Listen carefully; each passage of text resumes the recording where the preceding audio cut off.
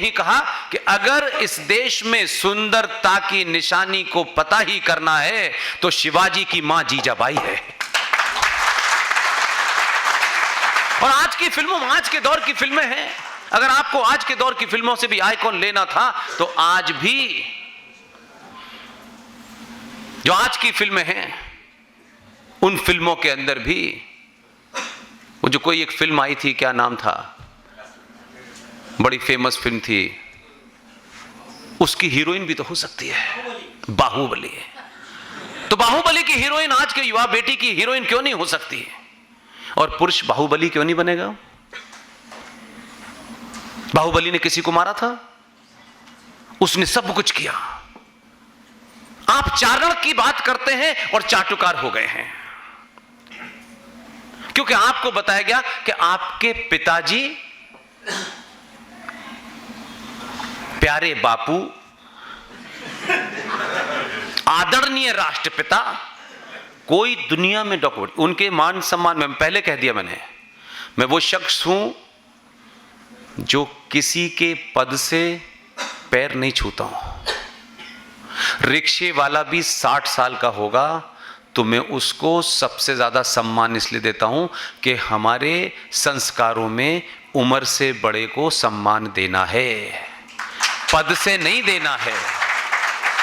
ये पद है, इसीलिए आप चोटे बलात्कारियों के पीछे भाग रहे हैं। नेताजी आए हैं, नेताजी आए, नेताजी ने क्या ज्ञान दिया है, उन्हें अपना कुछ पता नहीं है, नेताजी ज्ञान दे रहे हैं, तालियां बज रही हैं, हर आदमी नेताजी के पैर छू रहा है। बताइए यार, नेता को उसकी औकात में रखिए। नेता को यह लगे कि अगर ये नाराज हो गए तो मेरी कुर्सी गई, इस पोजीशन पर रखेंगे, तब नेताजी संसद में बैठ करके सनातनी हिंदू के खिलाफ जो कानून पिछले 20 साल में बने हैं तब वो आपको बताता, लेकिन वो नहीं बताएगा क्योंकि आप ही कब जानना चाहते हैं, आपको पता नहीं है। भारत की संसद, इस संविधान को जिसको हम सुबह से लेकर सारे में बात करते हैं, इस संविधान को उठा के कूड़े में फेंक दिया संसद ने। एक ऐसा कानून जिसके लिए मुझसे अगर आप कहेंगे कि सुबह 5 बजे तक बोलो तो मैं तब भी बोलता रहूंगा, क्योंकि जो मुझे सीन नजर आता है, जो जमीन पे हो रहा है, और आप जमीन पे होते हुए देखने के बाद भी भागना चाहते हैं, मैं फिर इसका इलाज नहीं कर सकता। आप लड़ रहे हैं, ये कप मेरा है, ये कार मेरी है, ये 100 गज का मेरा मकान है, ये 500 गज का मेरा मकान है। कानून भारत की संसद में पास हुआ है। आप सबसे विनम्र निवेदन है कि आपको बहुत लंबी कथा सुना करके उसे समझाना नहीं चाहता, शॉर्ट में समझाने के लिए हमारे साथी एक वी सपोर्ट पुष्पिन कुलश्रेष्ठ नाम का यूट्यूब चैनल चलाते हैं। ऐसे मुद्दे ताकि जनमानस तक पहुंच जाएं, हम सब जगह नहीं जा सकते हैं, उसमें आपको कॉन्स्टिट्यूशनली एक एक बात समझाई गई है और सब अवेलेबल है। वैसे तो आप जने क्या क्या ढूंढ लेते हैं इस सोशल मीडिया पे, लेकिन अपने मतलब की बात ढूंढिए।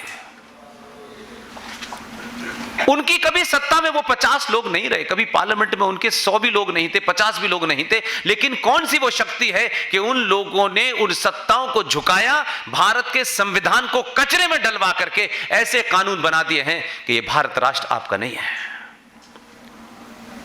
आप दिन भर भारत माता की जय करते हैं, जय बोलने वाला झूठा है, ये नहीं हो सकता। आप अपने बेटे बेटी को भी नहीं बता रहे जिनकी मौत का इंतजाम हो गया है। आप उसको अच्छा खाना, मिनरल वाटर, उसको कहीं पॉल्यूशन से बचाना है, उसको यहां भेज देना है, वहां भेज देना है। ऐसे सभ्यताएं नहीं बचती हैं। सभ्यताएं बचाने के लिए कीचड़ में खड़े होकर लड़ना पड़ता है। आप कहें कि कीचड़ में खड़े होने का काम इनका है, मेरा नहीं है। मैं तो जब बाहर कुछ होगा तो मेरा बेटा तो गवर्नर बनना चाहिए, चोरी डकैती करके भी आप उसे गवर्नर या मंत्री बनाना चाहते हैं, ये नहीं होगा। जब भारत की संसद में एक सरकार के पास पूर्ण बहुमत नहीं था, सौदा किया उन्होंने। और सौदे कैसे होते हैं वो ये जानते हैं क्या आज हमने इस पे क्लेम कर दिया है, इस पे क्लेम कर दिया, ये स्पीकर मेरा है, ये गुलदस्ता मेरा है, ये फूल मेरा है, ये माइक। उन्होंने कहा कि अगर इसी की बात है तो हम इसका सौदा भी करेंगे और इसके बदले में वो लेंगे जो अनादिकाल तक उनके पास रहेगा। सौदा किया बाबरी मस्जिद का। आपको लगता है बाबरी मस्जिद ये हुई वो ही। मेरे मुंह से कुछ लोगों के प्रति अशब्द नहीं कहना चाहता, बहुत मुझे पीड़ा है। बाबरी मस्जिद गिर गई, ये पहले से तय था, अंदर खाने तय हो चुका था। और गिरने के बाद क्या चाहिए था ये पहले से फिक्स था। एक पक्ष पता है, एक पक्ष नहीं पता। इसलिए मैं उस पक्ष को बताना चाहता हूं जो आपसे छुपाया गया है। जाके ढूंढिएगा, कोई बात छुपी हुई नहीं है। 91 में तय हो गया था कि हमें ये दे दो, हम बिना पब्लिक में चिल्लाए अंदर से छोड़ देंगे।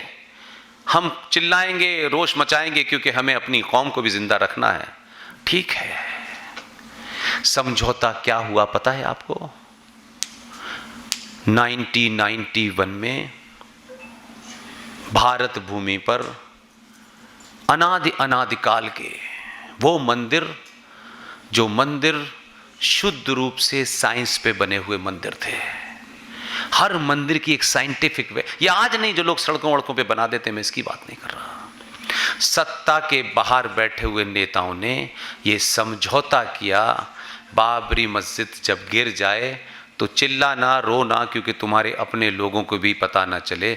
लेकिन हमने खामोशी से एक समझौता किया और उस समझौते के तहत देश भर में 42,000 वो मंदिर जो हमारी संस्कृति को, हमारी सभ्यता को, हमारे आदर्शों को बताते थे, उस पे कानून बना दो ताकि अब उस पे बात नहीं होगी, इसे छोड़ देना। उस कानून का नाम है प्लेसेस ऑफ वर्शिप एक्ट 1991। हमने समझौता किया क्योंकि हमें वक्ती तौर पे अयोध्या की इस जो हमने रेल चलाई थी, इस पे हमें सत्ता में पहुंचना है। सत्ता में पहुंच जाएंगे, बस ठीक है, फिर देखा जाएगा।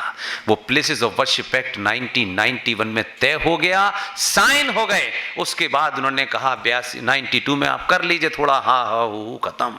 इसलिए आपके लोगों ने संसद में कानून के अंदर ये मान लिया कि 42,000 जो मंदिर हैं, उनको जिनकी हालत 1947 में जो थी अब वो रहेगी, अब उसमें कोई टेम्परिंग नहीं हो सकती। ये कानून हमारे ठेकेदारों ने मिल के पास कराया, बाहर आकर के खामोश।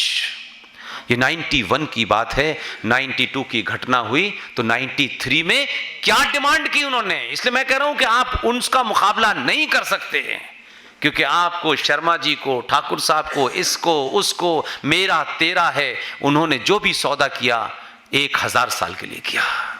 आपका सौदा तो सुबह से शाम तक का है, एक चाय का है, एक वक्त के खाने का है, एक चुनाव का है। 93 में किसी को पता नहीं है, आपको पता ही नहीं है कि आपका सौदा हो गया। 93 में बिना किसी को बताए, बिना हो हल्ला हुए, बाकी बातें तो बहुत पता है आपको, दुनिया का ज्ञान है आपके पास, अपने घर के पीछे क्या हुआ उसका पता नहीं। दूसरा सौदा किया कि भारत में बहुत सारे मजहब, उनकी गिनती बहुत कम है, तो हमें एक माइनॉरिटी कमीशन बनाना है। और एक माइनॉरिटी कमीशन बना और इस देश का उस वक्त 12% और आज 22% टोटल पॉपुलेशन का मुसलमान अल्पसंख्यक है। और एक माइनॉरिटी कमीशन बनकर उसका करोड़ों का बजट अलग से हो गया। बात यहीं तक नहीं चली, फिर 94 आया और फिर 95 में एक और जघन्य अपराध हुआ कि एक कानून जो कभी अंग्रेजों ने बनाया था, उस कानून में 1956 में चचा ने कुछ अमेंडमेंट किया था। उसके बाद में राजीव गांधी ने अमेंडमेंट किया, फिर 1995 में एक अमेंडमेंट हुआ और वो अमेंडमेंट होके चुप। बड़े से बड़े नेता की तस्वीर तकरीरें निकाल लीजिए, भाषण निकाल लीजिएगा, बड़े बड़े हिंदू ठेकेदार जो गली गली हमको गाली दे रहे हैं आजकल, क्योंकि उनको लगता है कि हम भड़का रहे हैं। किसी डिस्कोर्स में कमरे के अंदर, कमरे के बाहर, कहीं छुप करके भी किसी 4 लोगों को बताया कि भाई यार ये कानून बन गया है, इसका मतलब पता है, इसके रिपरकशंस पता है? नहीं, वो खुद चाहते हैं कि ये आपको पता ना चले, इसलिए हमारा बोलना उनको अच्छा नहीं लग रहा, वो परेशान है। हमने भी कसम खाई है कि हम मरेंगे तो बोलते बोलते ही मरेंगे, किसी को फर्क नहीं पड़ने वाला। हम तुम्हारे दरवाजे पे कभी नहीं आएंगे, ऊपर वाला हमको कभी मजबूर नहीं करेगा कि हम तुम्हारे दरवाजे पे आए। जिस दिन ये नौबत आएगी उस दिन खामोश हो जाएंगे, लेकिन तुम्हारे दरवाजे नहीं आएंगे। 99 में वक्फ प्रॉपर्टी कानून में एक अमेंडमेंट हुआ, तब भी कुछ लोग राष्ट्रवादी पार्टी के पार्लियामेंट में थे। किसी भाषण में बताया, किसी हिंदुओं की सभा में बताया, कभी ऐसी मीटिंगों में बताया कि देखो हम ताकत में नहीं थे लेकिन ये हो गया, लेकिन ये इतना खतरनाक है। उन्होंने तो कहा कि बिल्कुल मत जानो, और आपको उन शत्रु का काम किया उन्होंने। और चलिए 1995 तक तो बहुत सारी चीजें नहीं थी भाई। 2013 में तो टेलीविजन लाइव दिखाता था, संसद समाचार, लोकसभा, राज्यसभा की कार्रवाई लाइव दिखाता था, लेकिन आपको तो 2 कौड़ी का क्रिकेट का मैच रात में 1 बजे जग के देखना है, क्योंकि उससे आपको एक अलग किस्म का प्लेजर मिलता है। लेकिन आपके घर का सौदा हो गया, उसे क्यों सुनना है? उसके बारे में हमें क्यों जानना है? हम जानना तक नहीं चाहते। जब आप जानते नहीं हैं तो उस एमएलए और एमपी से पूछते भी नहीं हैं, वो भी चाहता है न जाने। 2013 में संसद के अंदर एक ऐसा कानून पास हुआ है जो इस्लामिक देशों में शरिया पे भी नहीं लागू हो सकता। कभी किसी ने कहीं डिस्कोर्स में, अखबार में किसी ने लिखी, बड़े बड़े एडिटोरियल लिखने वाले, बड़े बड़े अखबार, बड़े बड़े कॉलम लिखने वाले लोगों ने कहीं लिखा इस पे? 2013 में भारत की संसद के अंदर वक्फ बोर्ड कानून को रखा गया, उस पे बहस हुई। मैं आपको उसके 2 बुलेट पॉइंट बता देता हूं। उसकी निटी गिटी समझने के लिए मैंने आपको बताया कि वो यूट्यूब चैनल है, उस पे हम ज़्यादा समय एक्सप्लेन कर पाते हैं। आप जाएंगे तो आपको समझ में आएगा। उसके अंदर संसद में बहस हुई। ये वाले और गेरुआ वस्त्र डालने वालों की गिनती 113 थी, 113। और उसमें जो खेल हुआ है वो आपको अभी नजर नहीं आएगा। मात्र 10 साल की बस और रुक जाइए आप, 10 साल तक। मैं जिंदा रहूंगा नहीं रहूंगा मैं नहीं जानता। हमारे जैसे सुशील पंडित हैं, ललित अंबरदार हैं, बहुत सारे लोग जो काम कर रहे हैं, हो सकता है इनमें से कोई नहीं भी रहेगा, लेकिन तब तक देर हो जाएगी। कोई ऐसा ही नहीं है कि मोहन गुप्ता जी, अनिल जी, आनंद भाई, ये अच्छे खासे संपन्न लोग हैं, इनको मुझ जैसे आदमी को बुला बुला के, मोहन गुप्ता जी मुझे यहाँ से उड़ीसा तक ले जाते हैं क्योंकि उनको पता है कि मेरी सिक्योरिटी का समस्या है। इनको कुछ नहीं मिलने वाला है, इनको कुछ प्राप्त नहीं होने वाला है। ये टिकट मांगने की सोच ही नहीं सकते हैं, ये संसद में जाके कुछ कर नहीं सकते हैं, इसलिए कि इनकी समझ में आ गया है। इसलिए ये यही कर सकते हैं कि कोई कुछ कर रहा है तो ये अपनी ताकत मेरे पीछे लगा देते हैं। मेरी हैसियत नहीं है कि मैं हवाई जहाज का टिकट लेकर के देश में कर सकूं, मेरी हैसियत नहीं है। 2012 में मैंने नौकरी छोड़ दी है। कौन कौन आदमी क्या क्या इसके पीछे करता है नहीं जानते। ये भी उतने ही बड़ा काम कर रहे हैं। इन्होंने अपनी भूमिका तय कर ली, आप अपनी भूमिका तय करके इस कमरे से निकल के जाइएगा। आज सिर्फ ये मत सोचिएगा कि मैंने कुछ बोल दिया है, मेरी बात को सुन लीजिए। यकीन जब कहिए जब कॉमा और फुल स्टॉप आपको वही मिले जो मैं कह रहा हूं। लेकिन सोच के जाइए, आपने अपने जीवन के एक बहुत से साधारण से आदमी के लिए अपना समय निकाला है। आप सब संपन्न लोग हैं, कोई फालतू लोग नहीं हैं, कोई नेताजी की सभा के लिए ट्रक में भर के लाई हुई लेबर नहीं है। ये अगर आपके मन को लगे कि हां इसमें कुछ बात है, तो 5 लोगों को बताइएगा, 5 लोगों को बताइएगा, और जो ज्यादा पढ़े लिखे उन्हें जरूर बताइएगा। अगर यह नहीं हुआ तो मेरा यहां आना, आप सबसे मिलना, आपने ताली बजाई, मैं खुश हो गया, मैं कल फिर उड़ीसा चला जाऊंगा, यह मेरा मकसद नहीं है।